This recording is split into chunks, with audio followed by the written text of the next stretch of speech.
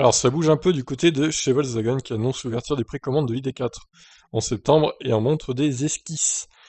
Donc ils ont révélé il y a quelques jours qu'ils avaient rentré en production le modèle. Il ne s'agit pour le moment que d'esquisses laissant apparaître un concept, mais on retrouve déjà des similitudes avec le premier modèle de la gamme ID3. Donc les images de l'ID4 de toute façon elles ont tourné. Une société chinoise les a révélées, donc on sait à quoi elle va ressembler. Je vous invite à aller voir la vidéo en question sur la chaîne. Donc l'arrivée d'une nouvelle gamme entièrement électrique chez Volkswagen s'accompagne aussi de la modernisation des systèmes de vente du constructeur qui se contentait jusqu'ici d'un schéma classique des ventes en concession et des achats en location longue durée. L'entrée sur le marché dominé à l'heure actuelle par Tesla et sur lequel arriveront de nombreuses startups à l'avenir a donné une idée à la marque allemande, lancer des réservations en ligne. Une technique que l'on connaît du côté de la firme d'Elon Musk notamment, mais aussi adoptée par d'autres constructeurs toujours plus nombreux. Selon le site Automotive News, les réservations de la Volkswagen ID4 pourront se faire en ligne dès septembre pour la modique somme de 100 $. La confirmation de cette réservation coûtera toutefois 400 $ de plus.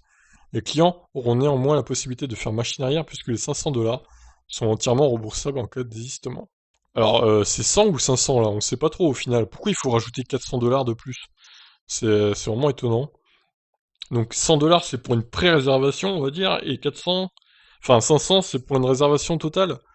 Ouais, c'est un peu bizarre hein, comme système.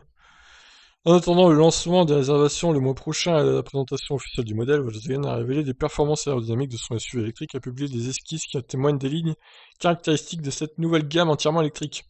On retrouve notamment la barre lumineuse sur la calandre, la forme des optiques de l'ID3, mais aussi la teinte différente au-dessus de la ceinture de caisse, également appliquée à l'ID3.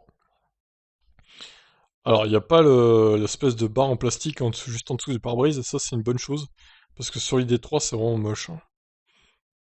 Donc c'est bien du coup qu'il n'allait pas remis sur l'ID4.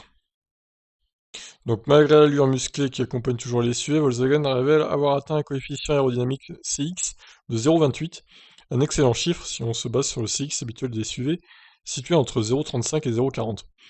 Selon le constructeur, la ligne de toit fuyante étant en grande partie responsable de ce résultat, ainsi que la séparation nette du flux d'air supérieur et de celui qui entoure la partie arrière, limitant la résistance à l'air. La présentation du modèle est attendue pour le mois prochain, tout comme l'annonce des tarifs et de l'autonomie. Bon, bah écoutez, ça va arriver vite, hein. De toute façon, je pense que les livraisons de ID4 vont commencer dès octobre-novembre, peut-être. Donc ça va arriver vite. Ça va suivre les livraisons de la ID3.